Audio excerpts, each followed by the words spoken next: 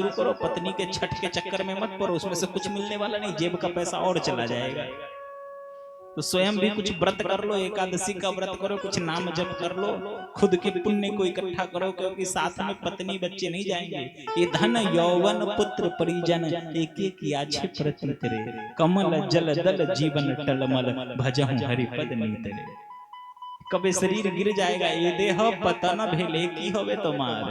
क्या होगा जब शरीर खत्म हो जाएगा, तभी पत्नी बच्चे काम नहीं आएंगे। इसीलिए इन सबके साथ भजन करना चाहिए।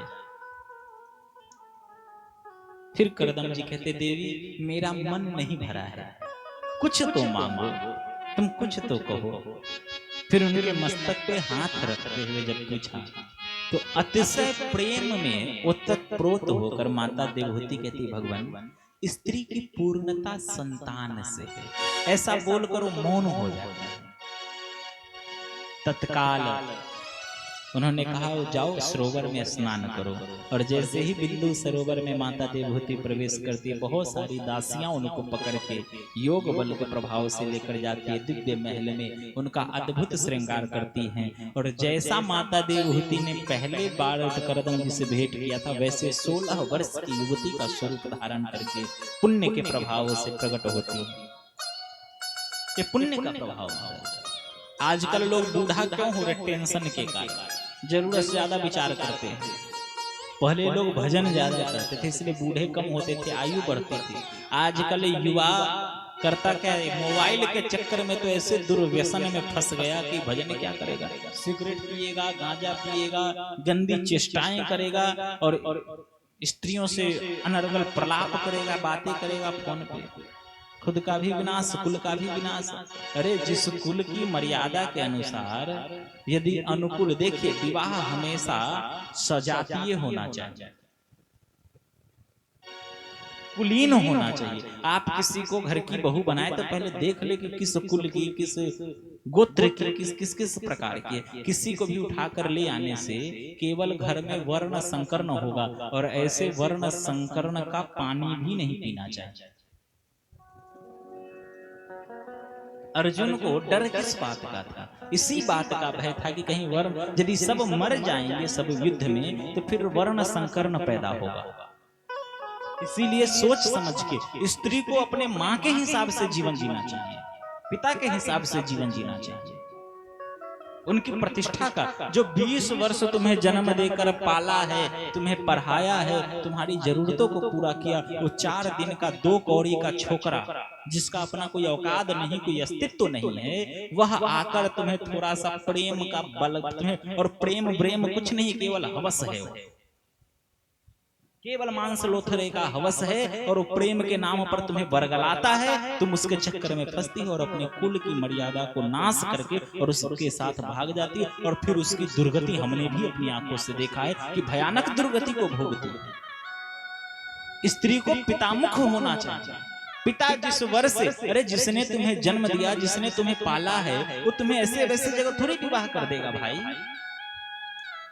पिता हमेशा पुत्री के लिए कुलीन और अनुकूल पुरुष का चयन करते हैं, किसी से विवाह नहीं करा देते। और पुरुष को भी समझना चाहिए कि किसी भी स्त्री के सील मान मर्यादा का मर्दन न हो, उनकी सील गुण मर्यादा भंग न हो, ऐसा आचरण करे। स्त्रियों की रक्षा करना सीखे, उसके राक्षस की तरह, असुर के समान उसका हरण करने का प्रयास न रखें। आजकल रोड पर नए जो ठरकी लोग होते हैं, जिनके माता पिता ने संस्कार तो दिया ही नहीं, सत्यवाद है, ऐसे बेवरे की तरह घूमते रहेंगे। छोटे छोटे बच्चे, उनका कपड़ा देखो, उनका रहने देखो, उनका आहार व्यवहार, उनका सोना उठना इतना गंदा है। रोड पे कोई यदि मातृशक्ति जा रही हो तो बस टिप्पणी शुरू कर देते, अरे निर्लज्ज, जिस स्वरूप में वह रोड पे चल रही है, वही स्वरूप तो तुम्हारे घर में भी विराजमान है, तो फिर उसके साथ भी वैसा ही आचरण करते हो क्या? और निश्चित है जो पराई स्त्री का आदर न करे, वो अपने माता बहन की क्या आदर करता होगा? बिल्कुल नहीं करेगा।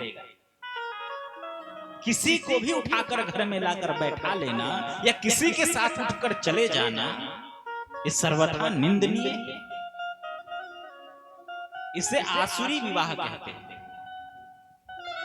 इसका ध्यान रखना चाहिए। जिसने हमें जन्म दिया है, जिसने हमारे लिए इतना कष्ट भोगा, हमें उनकी मर्यादा का ध्यान रखना चाहिए। और ध्यान रखना, जिसमें मर्यादा नहीं ना, जिसमें शील गुण नहीं, वो संसार में कुछ नहीं कर सकता। ध्यान रखना, आज का युवा पद भ्रष्ट इसीलिए है क्योंकि वो कुमार्गगामी हो चुका है, वह सदमार्ग पे नहीं चल रहा, और उस कुमार्गगामी के कारण, उस कुमार्ग पे चलने के कारण उसकी दुर्गति हो रही। महाराज जब मेघनाथ मारा गया था ना, तब उनकी पत्नी, मेघनाथ की पत्नी सुलोचना को विश्वास नहीं हुआ, जबकि उसका एक हाथ सुलोचना के यहाँ पहुंचा था और कट के। कोई मेरे पति को मार ही नहीं सकता, संभव ही नहीं। और जब विश्वास नहीं हुआ तो बोला कि ठीक है मैं मान लूंगी, पहले मिलाओ कि मारा किसने है। तो राम लखन के पास आई है सुलोचना, क्या बातें हुई, कुछ तो बातें हुई होंगी। और जब जाने गई तो रोने लगी और रावण को कहती कि सच में हमारा पति मारा गया। अच्छा, वहां ऐसा क्या हुआ? तुमने ऐसा क्या देख लिया? तुम्हें ऐसा क्या उसने बोल दिया कि तुम विश्वास, अब तक तो कह रही थी कि हमारे पति को कोई नहीं मार सकता। बोले प्रभु, मैं जितने देर वहां खड़ी रही, वह दोनों कुमार ने मेरे चरण से ऊपर अपनी दृष्टि नहीं उठाई। ऐसे शील गुण और मर्यादा से संपन्न व्यक्ति ही मेरे पति का वध कर सकता है। ये रामचरित्र है। हमने भी कहा